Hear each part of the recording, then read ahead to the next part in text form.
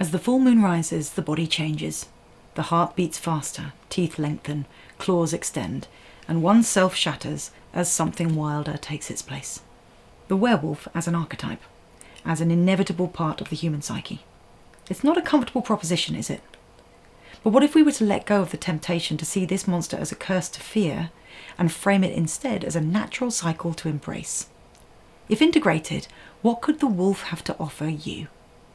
My name's Hazel Gale. I'm a therapist turned author and co-creator of the Betwixt app, and this video is for anyone who fears what might happen if they allow their untamed instincts to overflow, along with those of you who secretly, desperately want to know what that would feel like. The werewolf is a creature caught between worlds, human and animal, conscious and unconscious, civilized and primal. Although we're most familiar with the wolf, tales of other were creatures are told around the globe. According to David D. Gilmour, author of Monsters, quote, "In Africa, people believe in were-lions, and in the South Seas there are man-eating were-sharks, not to mention the bellowing ape-men of the Far East." No matter which version of the story we refer to, at its heart, the were myth is about the transformation from tame and domesticated to violent, terrifying, inescapable. And most of us know what it's like for something feral or primal to rise up from within. Whether it's anger we tried to hold back, repressed trauma, or even excitement, lust, or a gleeful burst of laughter. We live in a world that by and large expects and celebrates self-control, containment, dispassion, and stoicism. We revere thought over feeling, order over chaos. But we are not robots, and our emotions inevitably break through the hardened outer shells that we've been conditioned to assume. The werewolf is that breakthrough. We fear it and feel ashamed of it and therefore try to keep it locked away. But as we all know, what we resist persists. The moon will become full again. It's only a matter of time. The question then is not how to hide or control or weaken the wolf within, but how to accept and integrate it. What happens when we choose to see this archetype as a call to honour our instinctive, wilder selves? Or, more specifically, the primal masculine energy within. When we think of werewolves, we usually imagine men first. David in American Werewolf in London, Scott in Teen Wolf, Oz in Buffy, Jacob in Twilight. Overwhelmingly, werewolves are male because the untamed, aggressive, animalistic energy they embody is traditionally coded as masculine. But masculine is not the same, of course, as male, which leads us straight into one of Carl Jung's most provocative ideas, Animus v Anima. In Jungian theory, the animus is the inner masculine aspect of the psyche supposedly found in the unconscious of women. It's the counterpart to the anima, the inner feminine supposedly found in the unconscious of men. People will undoubtedly fight me on this, but in my opinion, this part of Jung's thesis just doesn't stand the test of time. Jung's framework reflected the binary views of his world. Back then, basically everyone, including doctors and scientists, which is no longer true today, believed that sex was binary. You were either male or female. Jung believed that women could only consciously associate with the feminine, and therefore the masculine would live in the shadow of the unconscious, and vice versa.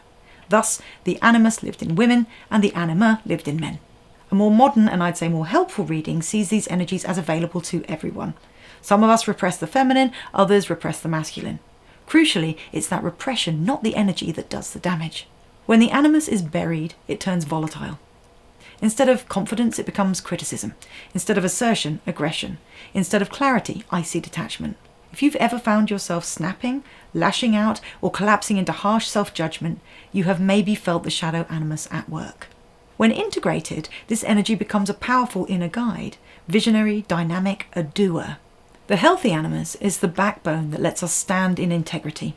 It's the voice that says, "This is who I am," without flinching, even when the world demands we be someone else. So, no matter our gender, when we deny this confident, go-getting force, we diminish ourselves. We cage a vital part of who we are. And it is easy to see why. Few of us feel safe being unapologetically ourselves in the face of cultural expectation, so we push the animus away. But that only makes it roar louder. And roar it does. In road rage, drunken arguments, emotional outbursts with partners or colleagues, in slammed doors, snide comments online, or sudden sharp words. These micro-transformations are all moments when the untamed breaks through the shell. And so, enter the werewolf. The angry, lustful, emotional, wild masculine self that erupts through the rational persona. Not with the express intention to cause harm, but because it has been silenced for too long and needs to be seen. There's something very intriguing about the werewolf when viewed through the lens of archetypal gender. The wolf breaks through when the moon is full, and the moon across centuries and cultures generally stands as a symbol of the feminine, cyclical, reflective, intuitive. So why is it that this feminine light calls the masculine beast out?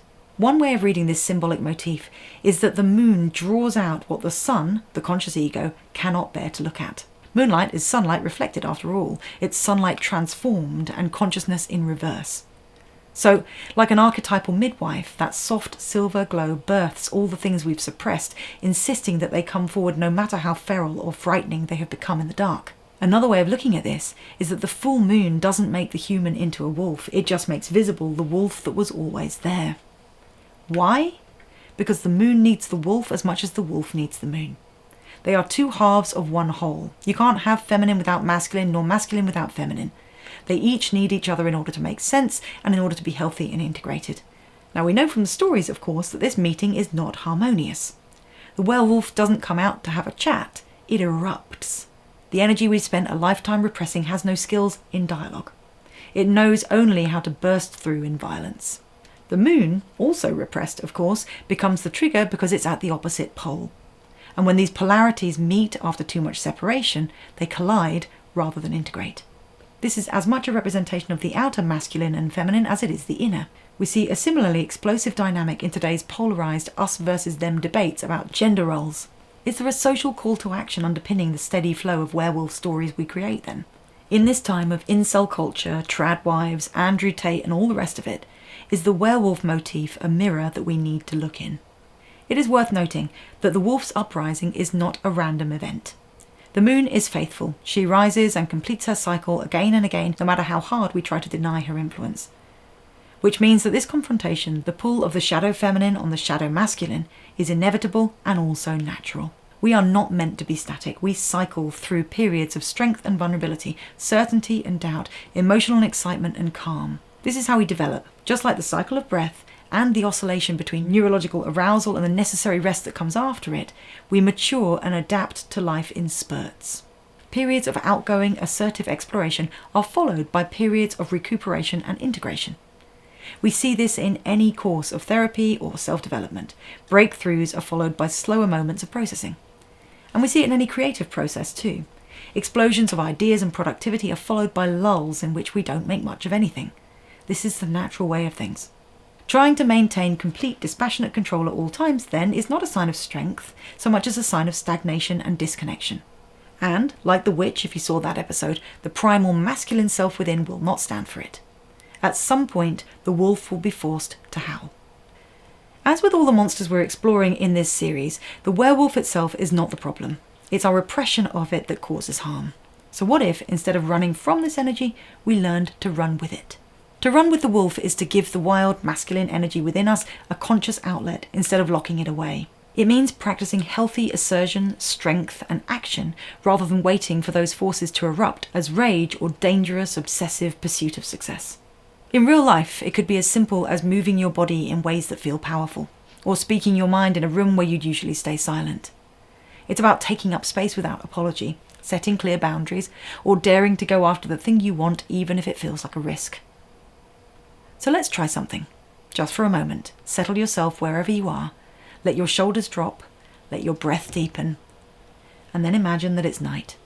Not city night, with street lights and the hum of traffic, but deep wilderness night. You're walking alone through a forest, the air sharp with the scent of pine. Above the canopy, the moon is rising, full and bright, casting a silver glow across the leaves of the trees and the skin of your hands. There's a tightness in your chest, you notice. It's not fear exactly, not quite. It's more like anticipation, a vibration beneath your skin, and the undeniable sense that something or someone is near. That's when you hear it, a low growl, primal and present. And as you turn, you see them. A figure stands across the clearing ahead. Their eyes glow gently in the moonlight, and they feel familiar. You realise now that you're not looking at a stranger, but a part of yourself. This may be a part that you know well, or it may be a part that you've buried, one that felt too much, wanted too fiercely, spoke too loudly. this figure begins to move towards you, slowly and deliberately. And as it does, it changes form. 2 legs becoming 4, snout lengthening, teeth growing. Now, just a few steps into the clearing, the wolf stops and stands still, waiting patiently as if it knows that you'll come to meet it when you're ready. So you can take a breath now, as you imagine this untamed self in the clearing, because I'd like you to ask yourself a series of simple, though not necessarily easy, questions.